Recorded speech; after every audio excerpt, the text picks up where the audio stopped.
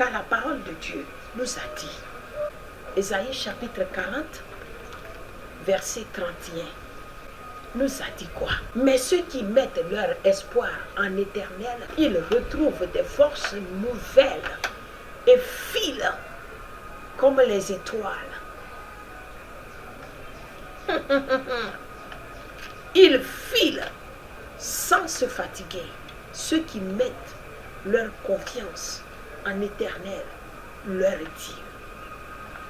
Le témoignage de cette femme-là m'a marqué. Elle a dit, mais c'est le Seigneur Jésus qui m'a sauvée.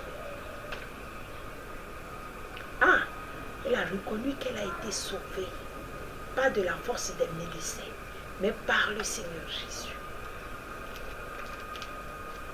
J'irai vous annoncer beaucoup de choses qui se passent dans cette crise de guerre. Et je souhaite que cette fois-ci, la paix revienne dans cette nation.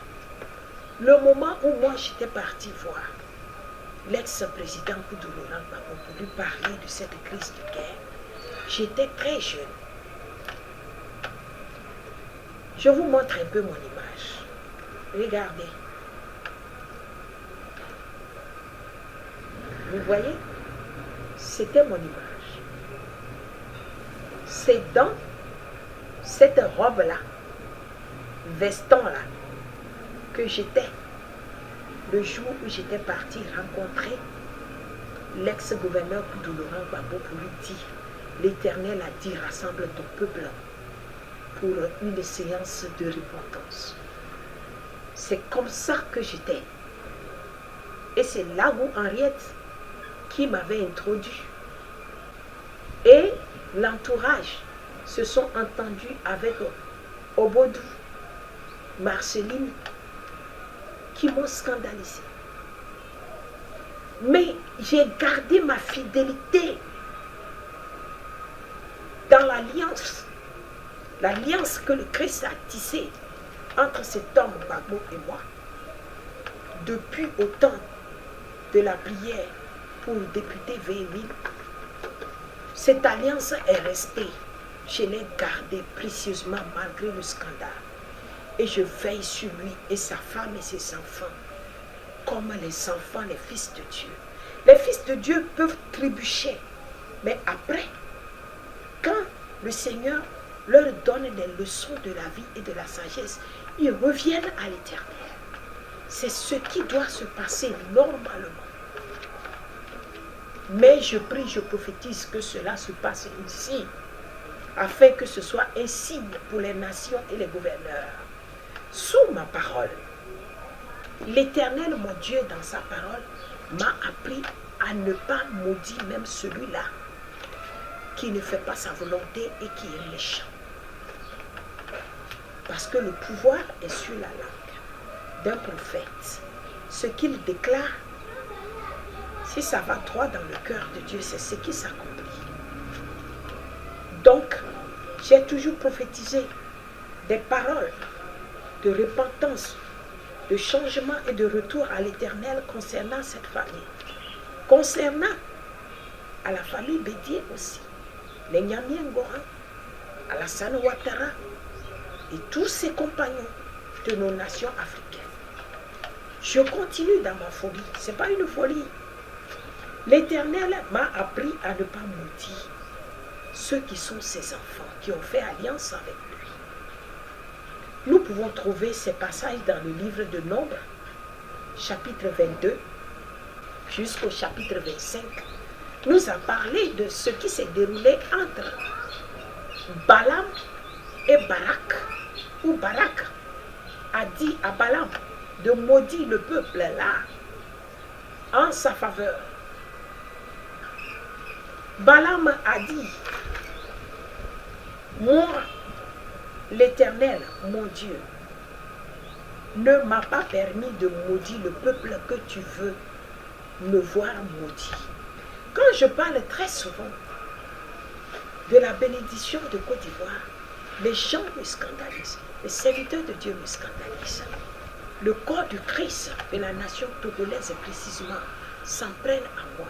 Posez-vous la question de savoir comment se fait-il que ceux-là ont été bénis depuis leur destinée jusqu'à aujourd'hui.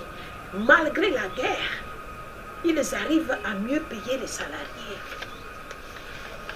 par rapport à nous, notre nation togolaise et nos gouverneurs. Posons-nous la question, posez-vous la question.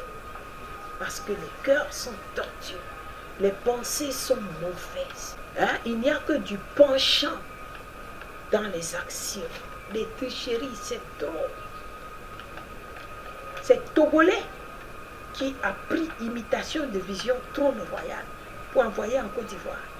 Ils ont même envoyé ça par le canal de groupe Aglo International, groupe intercession de femmes, que moi j'ai apporté du message sentinelle ici pour créer, parce que je faisais des émissions sur la radio chrétienne évangile JVA. Mais quand mes sœurs ont compris mon interpellation dans le sens d'intercession pour les nations, pour la paix, pour le règne du Christ, rapidement, elles se sont mobilisées pour développer la branche là. Elles l'ont envoyée aux États-Unis parce que j'ai dit, le Seigneur m'a révélé une américaine. Voilà. Donc, elles se sont débarquées sur les États-Unis. Et qu'est-ce qu'ils ont fait? L'action de grâce prophétique que j'ai fait le jour là, ici, à l'Estao, à la prière, à leur présence, accompagnée des drapeaux de nos nations africaines, elles ont pris l'action prophétique là pour aller élever tous les drapeaux du monde entier aux États-Unis. Aux États-Unis, elles ont fait une séance internationale d'intercession là-bas sans m'inviter. C'est lorsqu'elles sont parties là-bas au retour qu'elles m'ont fait les comptes rendus de la fête qu'elles sont allées faire là-bas. Elles ont fabriqué tous les drapeaux de toutes les couleurs du monde entier pour faire action prophétique là-bas, devant les trônes. Mais regardez aujourd'hui ce que j'ai prédit sur l'Amérique. Tout d'abord, j'avais annoncé que j'ai vu un arabe à bord d'un avion qui s'est enfoncé dans une tour la plus haute. Et c'est la tour là qui est la tour de finance. Le cœur de finance du monde entier aux États-Unis. Je l'avais annoncé. Ici, au Togo, ici, quand j'ai fait mon programme au Palais des Congrès, en l'an 2000, le 31 décembre, et j'ai dit aux chrétiens sur le plan mondial de prier, sinon l'économie aura des problèmes, surtout pour les chrétiens, les enfants de Dieu. Ça aura des problèmes. Il y avait plus de 50 pasteurs le jour-là, à la séance de prière. Mais ils n'ont pas prié. Et 6 mois après, un avion est allé frapper la tour aux États-Unis. Ça s'est écroulé. Et c'est là que mes frères reconnaissent que prophétesse, c'est toi qui as dit.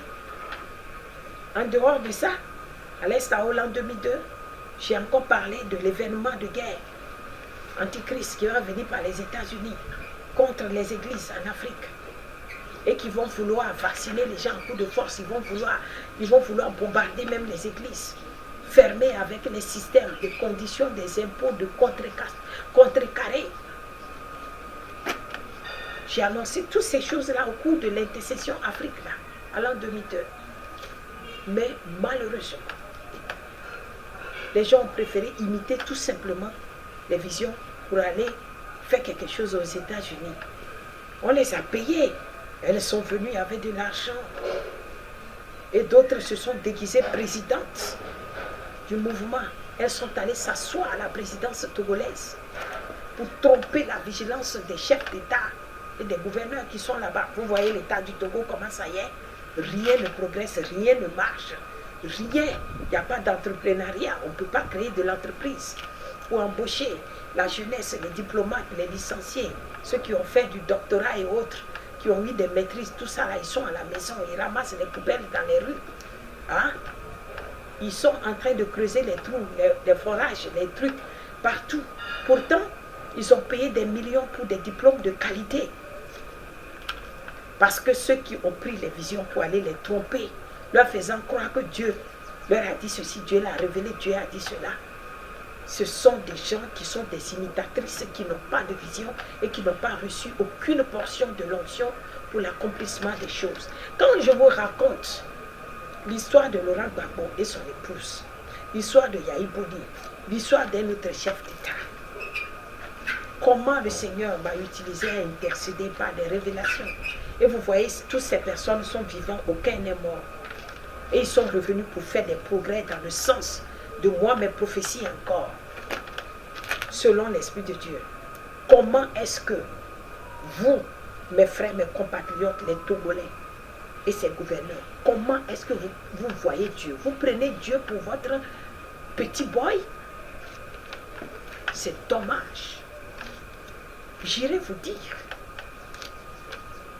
j'irai vous raconter un témoignage qui va plus vous ouvrir l'esprit sur ce qu'on appelle l'onction de Dieu sur un messager. En l'an 2012, quand je devais quitter mon poste d'intercession au Togo pour aller sur la Côte d'Ivoire, à cause de l'échec économique qui poussait des racines, je me lamentais avant de partir. Le Seigneur m'a dit, va en Côte d'Ivoire, c'est sur la tour là-bas que tu vas rester et je vais t'assister. Je n'avais pas de moyens. Le Seigneur me dit, va. J'ai prié mes clics, mes claques. Et je me suis rendue là-bas. Et j'ai créé une chambre haute. J'étais en train d'intercéder seul à seul. Après le grand mouvement à Dabou, je me suis retrouvée seule. Et quand je priais, une nuit, en extase, le Seigneur m'a pris. Il m'a transporté par la nuit. Parce qu'il y avait 3 anges. Et c'était des femmes qui étaient atterries à la hâte et qui m'ont dit, servante de Dieu, viens voir quelque chose. Le Père nous a ordonné de venir t'accompagner, d'amener jusqu'à lui, à son hôtel. Et aussitôt que je voulais poser une question d'en savoir plus, paf, la nuée nous a pris par-dessous, sur les airs. Et on était atterris devant un grand trône. Vous ne pouvez pas imaginer. Le trône là, sa largeur vaut du Nigeria jusqu'en Guinée. Le trône là est comme ça. À l'hôtel là est comme ça. Et le Seigneur est assis sur son trône.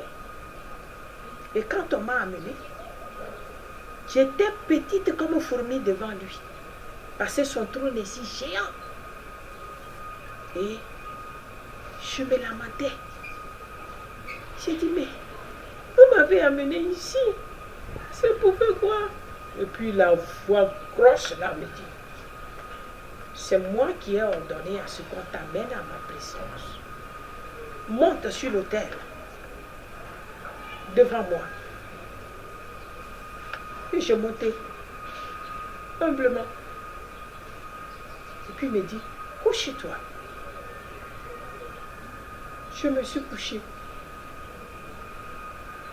Et puis, aussitôt que je me suis couchée, à ses pieds, je vois qu'il me transfigura à un agneau tout blanc.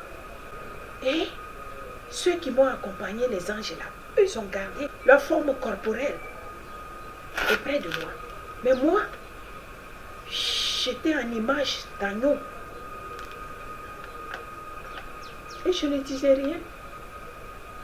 Il me regardait. Le vieillard là me regardait. Il me dit, voilà, c'est alors que ma colère va s'apaiser. Parce que tu es là. Et je lui ai demandé, mais je suis là. C'est pour faire quoi? C'est pour jouer quel rôle? Mais regarde comment tu m'as transfiguré en agneau. Il m'a dit, si, c'est selon ton cœur que je t'ai transfiguré en agneau. Parce que tu as un cœur de chair.